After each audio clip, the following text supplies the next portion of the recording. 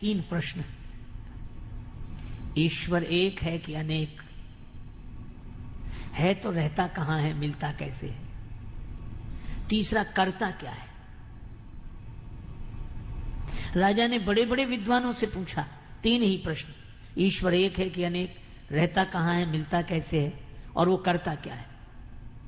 लोगों ने अपने अपने तरह से उत्तर दिए। राजा संतुष्ट नहीं हुआ। एक दिन राजा अपने घोड़े पर बैठकर जा रहा था। सामने से अलमस्त महात्मा ब्रह्मानंद की मस्ती में लीन, स्वरूपानंद की मस्ती में लीन, मस्ती से झूमते चले आ रहे थे।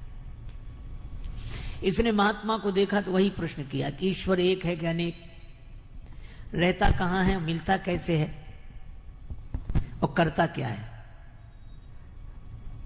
महात्मा उसी मस्ती में बोले कि यह कोई पूछने का ढंग है?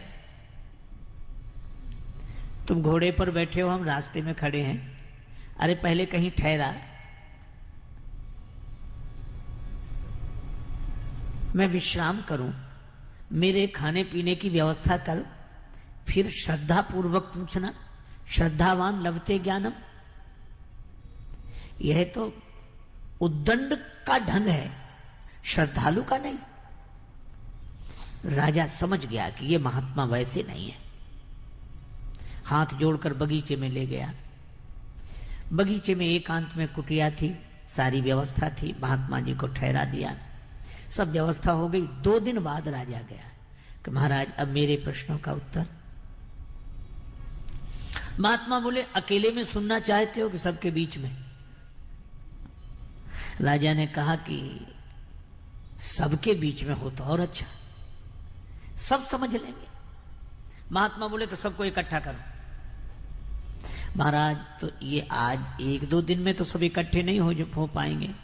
हम सूचना करेंगे और तब धीरे धीरे धीरे सब लोग इकट्ठे होंगे।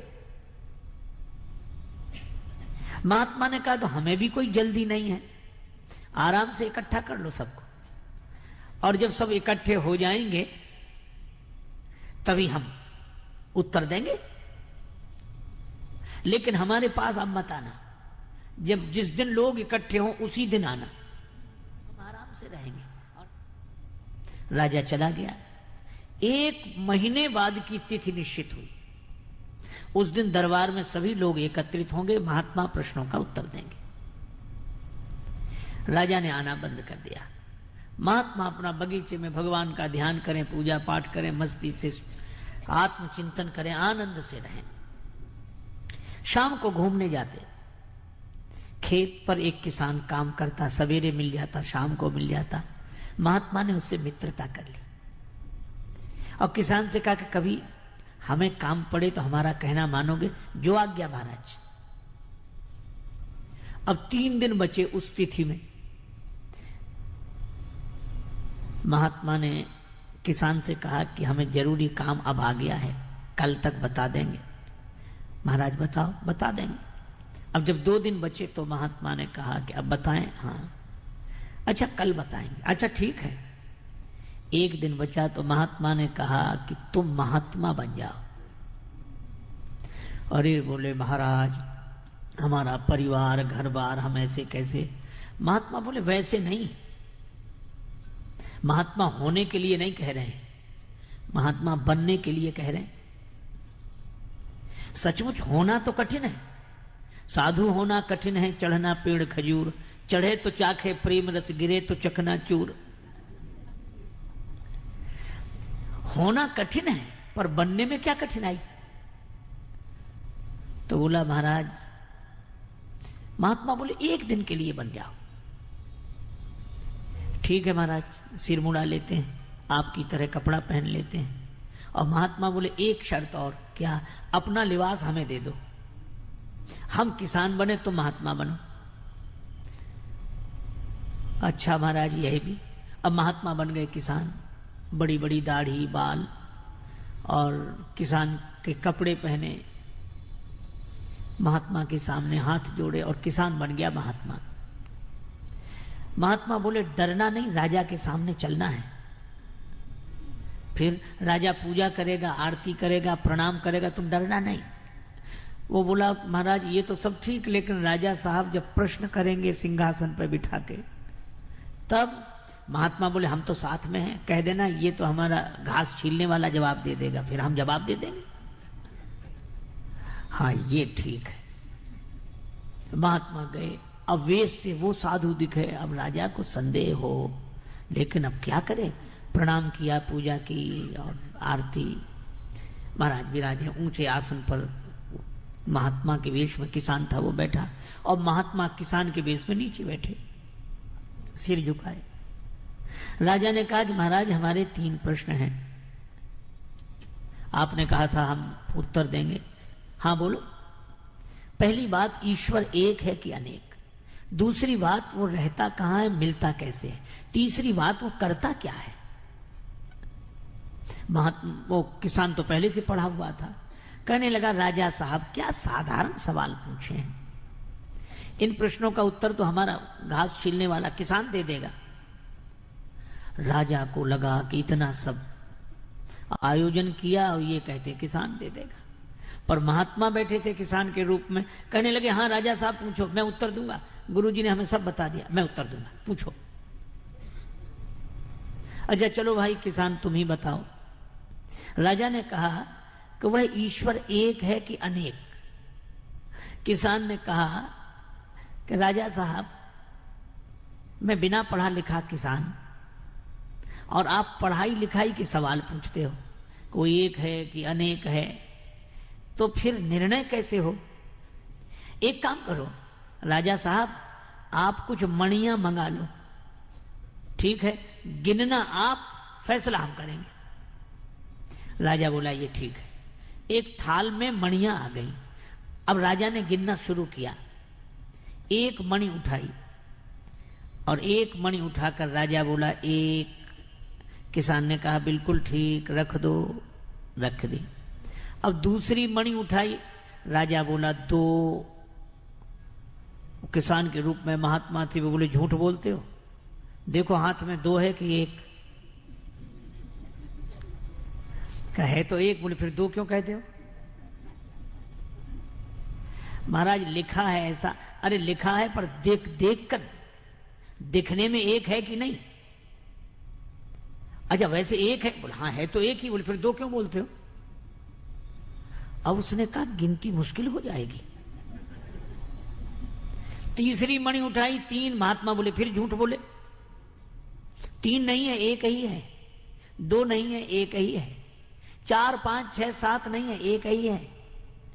1 के बाद भी 1 ही है, लेकिन वह 1 ही जब दूसरी बार किसी के अनुभव में आया तो 2 हो गया, तीसरी बार किसी के अनुभव में आया तो 3 हो गया, चौथी बार किसी के अनुभव में आया तो 4 हो गया, 5वीं बार किसी के अनुभव में आया तो 5 हो गया, पर वह है 1 ही, 1 ही, 1 ही।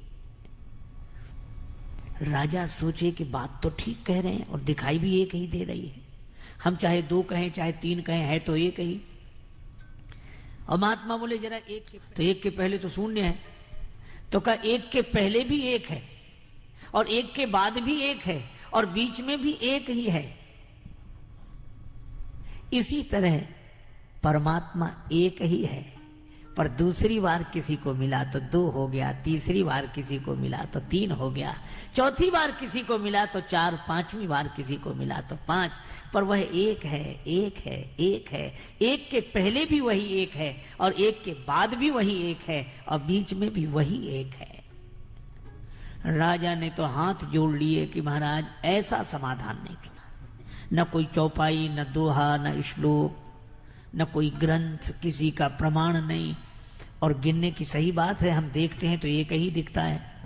ये 2 3 4 तो हमें सिखा दिया गया है, पढ़ा दिया गया है। अगर ये सीखी हुई पढ़ाई छोड़कर देखें तो 1 ही है। बड़ा सुंदर उत्तर दिया महाराज, हम मान गए कि ईश्वर 1 है, 1 है, 1। अच्छा एक बात बताओ, रहता कहां है, मिलता कैसे? महात्मा बोले तुम कठिन कठिन सवाल पूछते हो, खिलाते पिलाते कुछ हो नहीं। तो महाराज क्या, दूध मंगाओ। 1 कटोरे में दूध आ गया। अब वो महात्मा दूध तो पिए नहीं, दूध में उंगली घुमावे ऐसे। अरे ये दूध में उंगली क्यों घुमा रहे? महात्मा बोले सुना है इस दूध में घी रहता है, तो हम सोचते हैं घी निकाल कर खा लें। राजा बोला आप भी पागलों जैसी बातें करते हैं, दूध तो रहता है पर ऐसे थोड़ा ही मिलता है। कैसे मिलता है?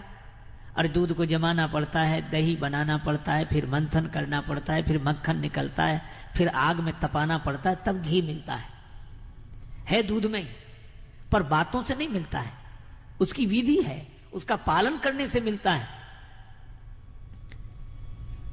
महात्मा ने कटोरा रख दिया, दूध पी लो। का दूध नहीं पीना, तुम्हारे प्रश्न का उत्तर देना था। तुम कहते हो रहता कहां है और मिलता कैसे है? जैसे दूध में घी रहता है, इसी तरह परमात्मा तुम्ही में समाया हुआ है, तुम्ही में समाया हुआ है, लेकिन वह बातों से नहीं मिलता। उसकी विधि है, पहले निष्ठा जमानी पड़ती है, फिर विचार की मथानी से उसे मथना पड़ता है, तब वैराग्य का मक्खन निकलता है, फिर तपस्या की अग्नि में तपाते हैं, तब घी प्रकट होता है। वह इसी तरह वह परमात्मा तुम्हारे भीतर से ही प्रकट हो जाएगा, पर उसकी विधि है। राजा बोला कमाल का, ऐसा उत्तर नहीं सुना। अच्छा एक अंतिम सवाल, करता क्या है? महात्मा बोले कि अब एक बात बताओ, तुम सवाल पूछ रहे हो, मैं उत्तर दे रहा हूं, तो तुम हमारे गुरु हो कि हम तुम्हारे गुरु? राजा बोला गुरु तो आप ही हो। महात्मा बोले फिर ये कोई ढंग है कि तुम सिंहासन पर राजा बने बैठे रहो, हम नीचे बैठे रहे? फिर उतरो नीचे। राजा नीचे उतरा और किसान के रूप में महात्मा सिंहासन पर जाकर बैठ गए। अब राजा नीचे बैठा, कुछ उत्तर पाने के लिए। महात्मा बोले ही नहीं, तो कहा कि महाराज आपने उत्तर नहीं दिया। किसान बोला यही करता है।